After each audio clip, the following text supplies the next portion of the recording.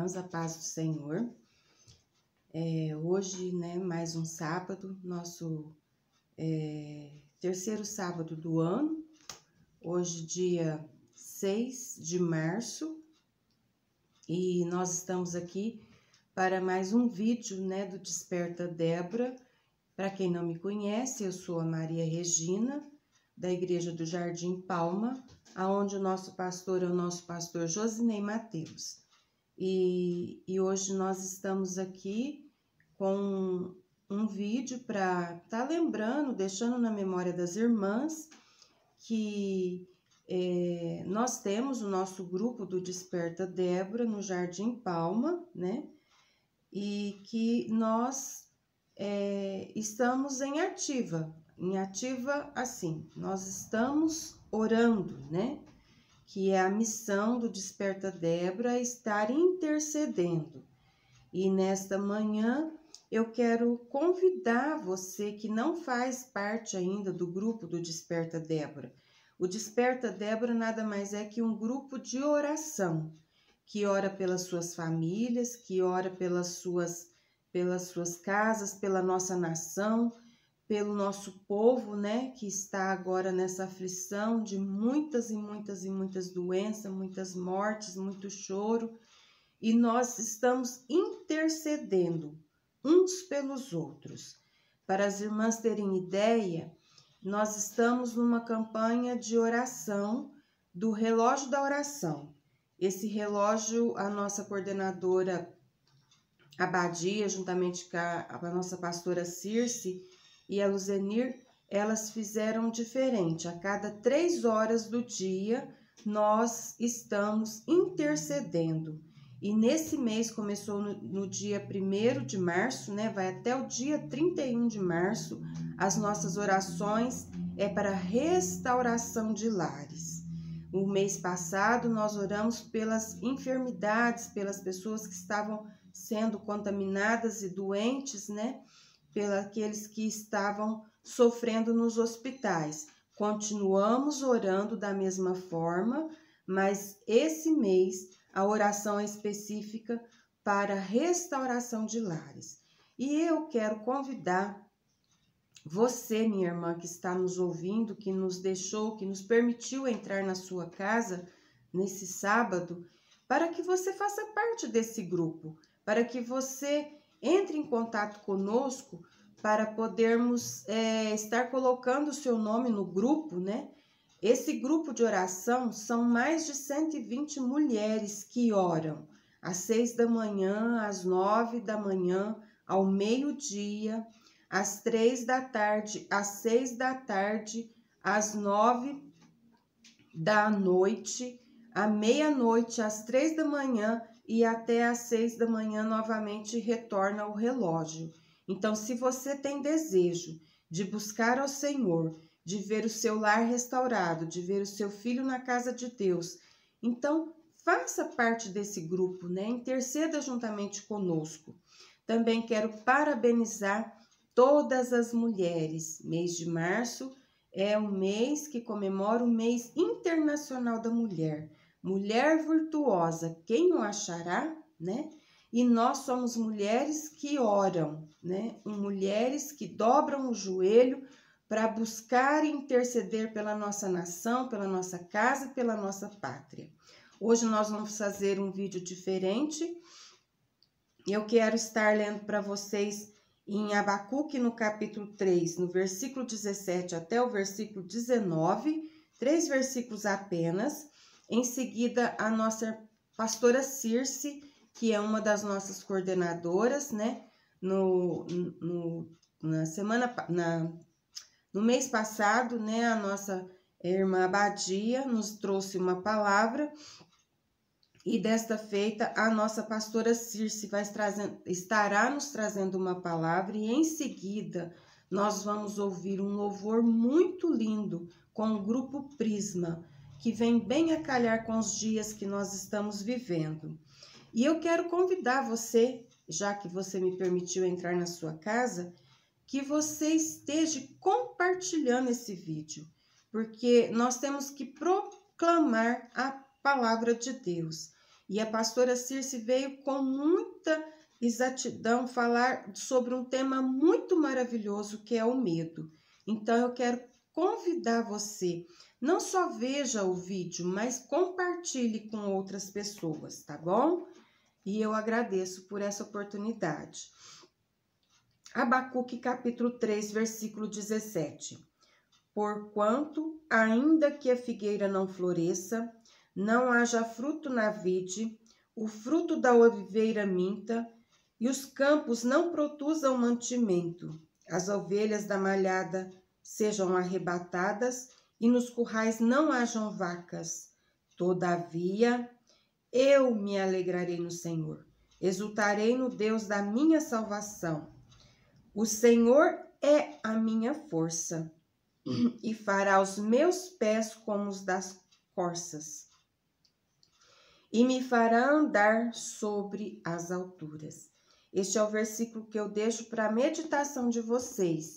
Não desligue o seu celular, veja com precisão a palavra da nossa pastora Circe e depois um vídeo com o grupo Prisma, que falou muito ao meu coração e eu tenho certeza que falará no seu coração também. Deus abençoe as irmãs. A graça e a paz do Senhor, amém? Sou a pastora Circe, coordenadora do Desperta Débora. Quero agradecer, a irmã que me convidou mês passado, Infelizmente eu estava com uma crise de sinusite muito grande, não deu para mim estar com vocês, mas hoje é um prazer poder estar aqui, Então eu quero muito agradecer essa oportunidade, amém? E eu quero falar esse mês com vocês sobre o medo que nos impede viver o mais de Deus, Com toda essa crise que a gente tem passado, muitas vezes nós deixamos o medo tomar conta da nossa vida. Então eu quero que vocês abrem aí comigo em 2 Timóteo 1,7, fala assim: porque Deus não nos deu um espírito de temor, mas de fortaleza, de amor e de moderação. Então, muitas vezes, nós acabamos, esquecendo o que Deus tem nos dado. Muitas vezes, nós deixamos situações entrar no nosso coração, Principalmente agora, essa semana, que o nosso governador, com toda a situação, pois todo o estado de São Paulo, de novo no vermelho. Então, tem sido momentos difíceis para nós. Mas nós, como mulheres de Deus, mães de oração, nós precisamos realmente entender o que Deus nos chamou. Então, nós não podemos deixar que o temor entre em nós. E aí, se a gente pegar, não podemos deixar o medo entrar. Nós temos que ter o temor de Deus sobre as nossas vidas. E se a gente pegar a palavra de Deus, nós vamos ver que teve homens que teve medo, mas teve homens também que não teve medo. Então, nós precisamos entender isso, Aonde que o medo nos leva, onde que o medo nos paralisa, E nós precisamos e devemos sempre pensar, Será que existe alguma ligação entre o temor, com medo, sim? Nós precisamos pensar. Quem teve medo na Bíblia? Quais são, os homens e mulheres que teve medo, E qual é a ligação, Se existe uma ligação entre o temor dos dois personagens. Se a gente pegar a palavra de Deus, a gente vai ver ali Elias e Josafá, Que os dois tiveram temor.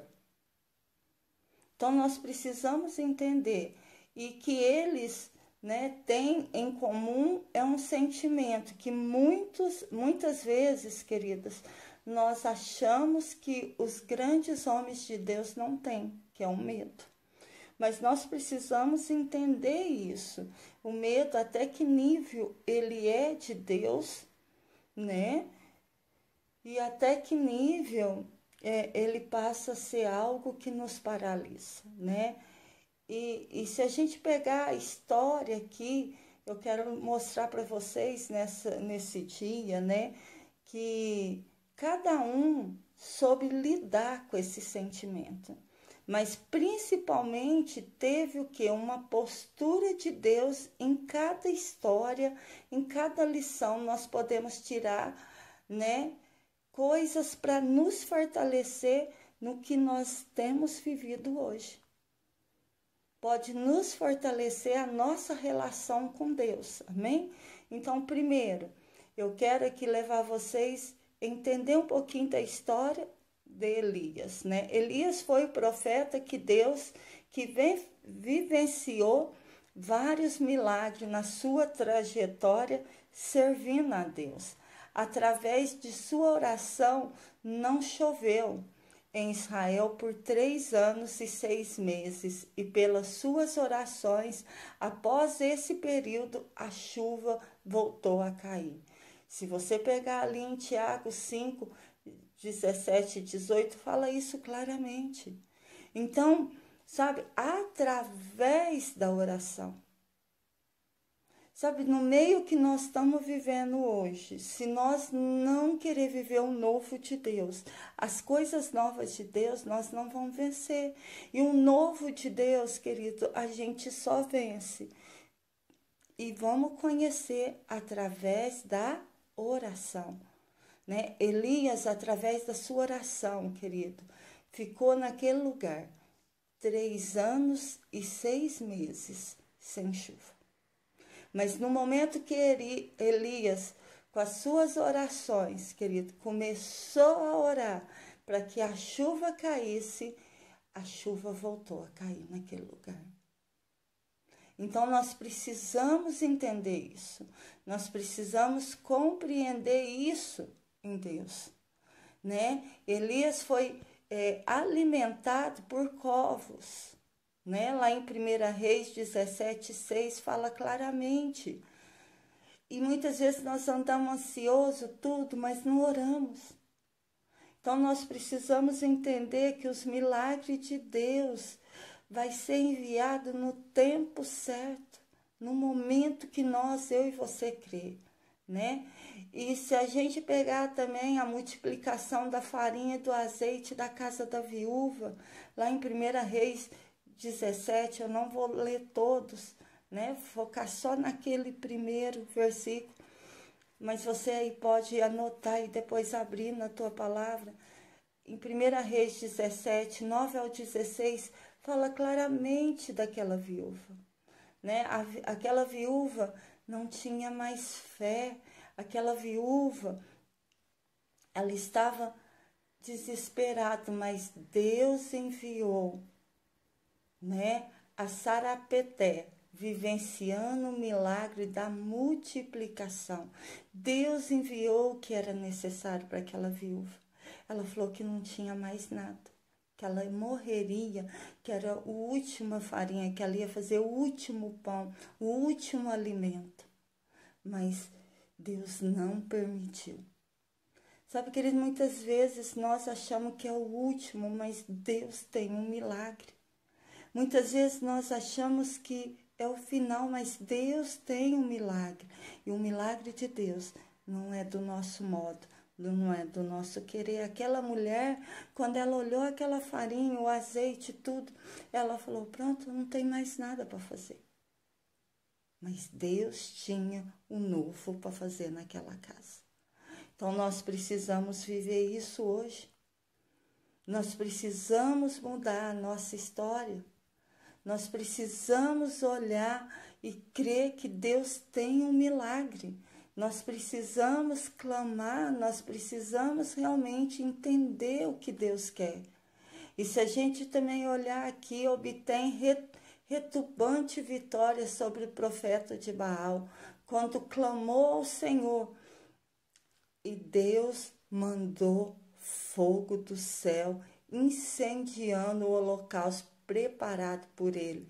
Lá em 1 Reis 18, do 20 ao 40, Deus fala claramente ali. Ele molhou aquele holocausto com água, para o povo ver que o fogo vinha de Deus. O Senhor enviou fogo, um milagre naquele lugar, para que os profetas de Baal vissem quem era Deus. Então, muitas vezes, nem nós hoje, na nossa geração e com tudo que nós estamos vivendo, nós não entendemos quem é Deus. Sabe, querido, mas nós precisamos voltar a isso.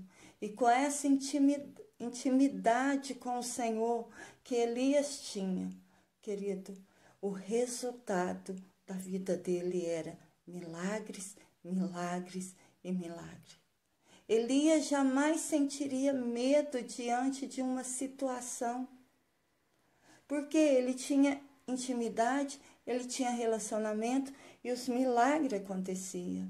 Mas aí foi o que? Não foi o que aconteceu com Elias. Porque Elias, quando ele foi ameaçado por Jezebel, ele teve medo. Se vocês pegar lá em 1 Reis 19, do 1 ao 3, vai falar claramente.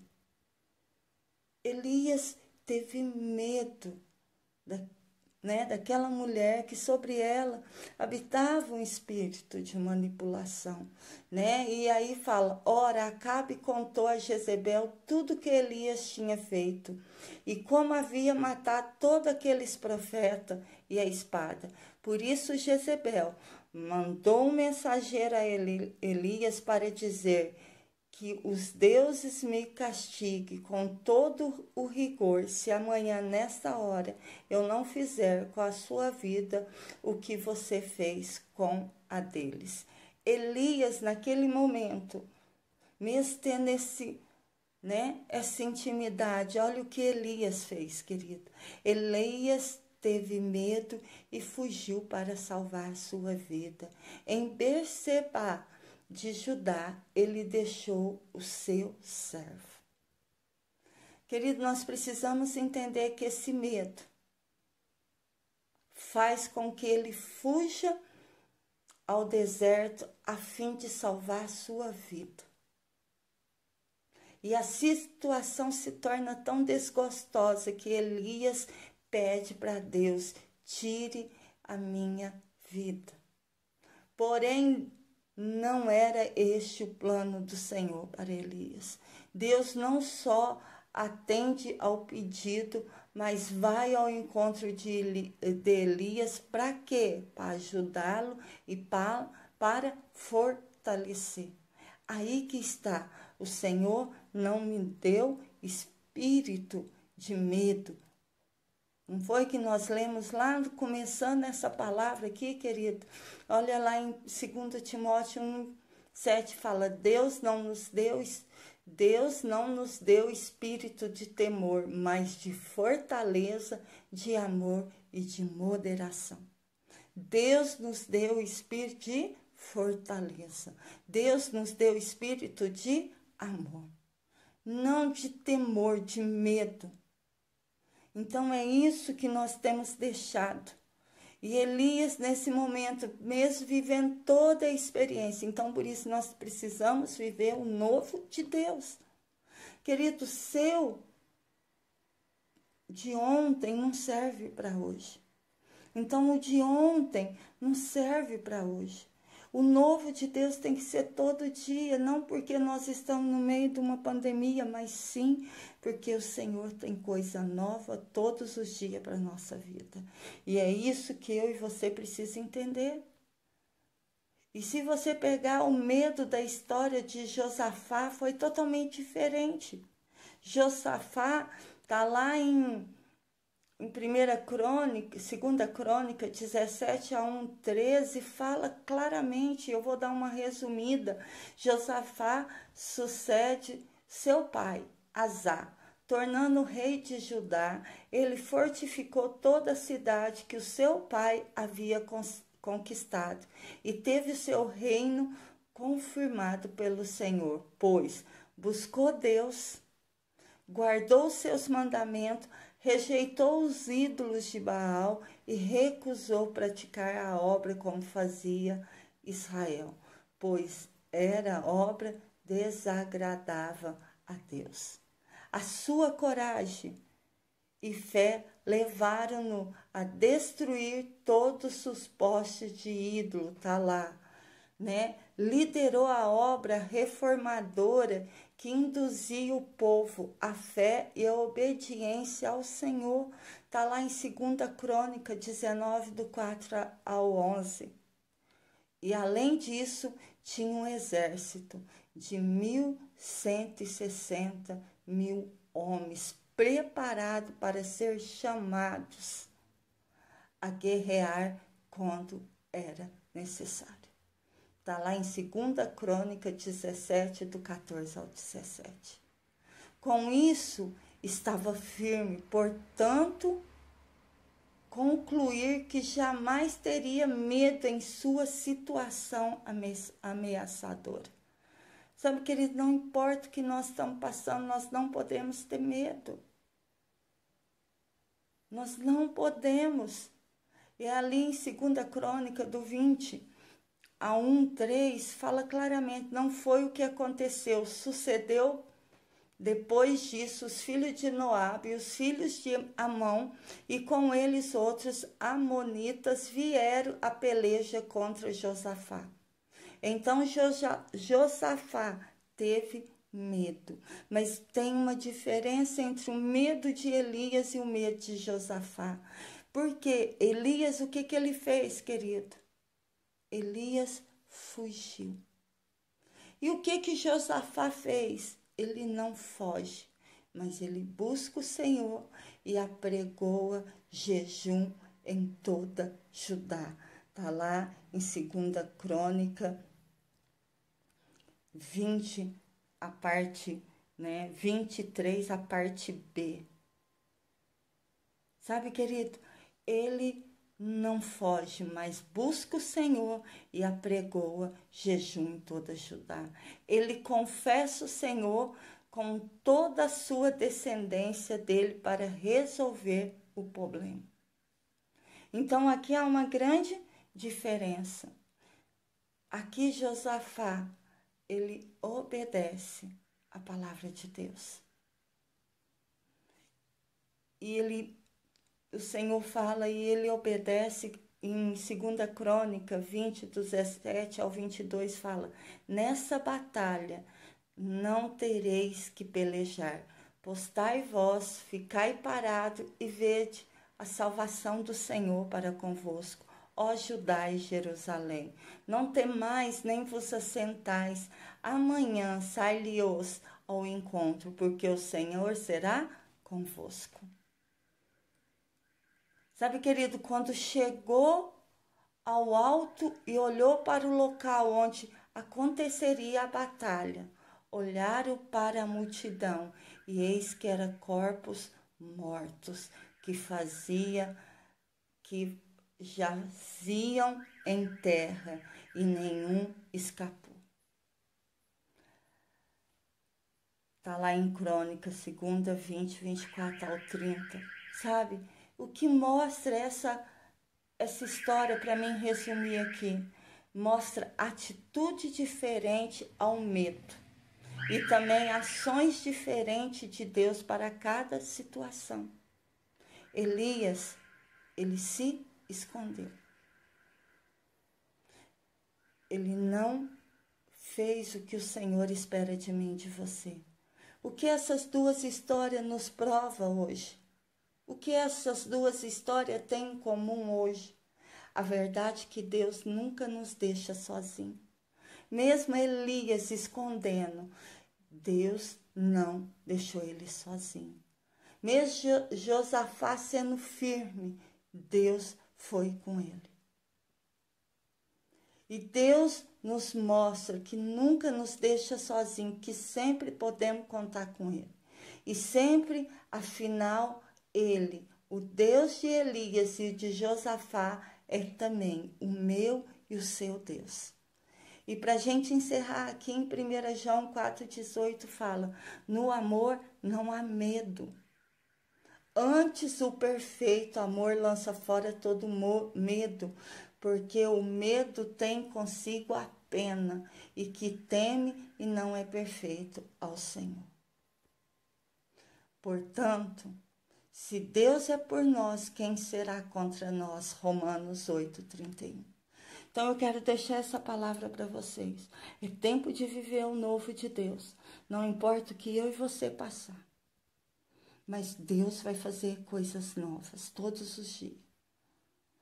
Não pense por você ser uma mulher de Deus.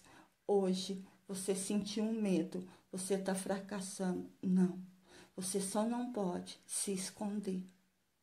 E mesmo ainda quando nós nos escondemos, o Senhor é tão misericordioso, Ele nos ama tanto, que mesmo Elias se escondendo e pedindo para o Senhor tirar a vida dele, o Senhor teve compaixão. O Senhor ali tocou naquela vida. Amém? Eu quero orar com vocês. Pai, em nome de Jesus, Senhor, eu quero colocar cada mulher agora diante do Senhor. Pai, que agora o Senhor vem, Senhor, tirando todo medo, toda angústia, toda dor, toda dúvida. Pai, que o Senhor possa realmente agora derramar o seu amor, porque a tua palavra diz que o verdadeiro amor lança fora todo medo. Não é tempo da gente ter medo, não é tempo de deixar a angústia entrar, mas é tempo de confiar, é tempo de depender, é tempo de falar, Senhor, vem sobre mim, vem o teu reino, vem, Senhor, venha sobre a minha vida, me fortalece. É esse tempo, como Josafá fez. E até como Elias, mas Elias não mostrou o seu medo. Elias achou muito mais fácil falar, Senhor, tira a minha vida. E não é isso que o Senhor quer para nós. O Senhor quer ouvir, sim, os nossos medos, mas o Senhor também quer ver a nossa fé. E é isso que eu te peço por cada mulher agora nesse dia. Que o Senhor traga, Senhor, o amor do Senhor para lançar fora todo medo, mas que a fé seja estabelecida sobre as nossas vidas. Em nome de Jesus. Amém. Amém, queridos? Quero agradecer. Que Deus abençoe vocês e creio que logo, logo, Deus vai nos permitir estarmos todas juntas, em nome de Jesus.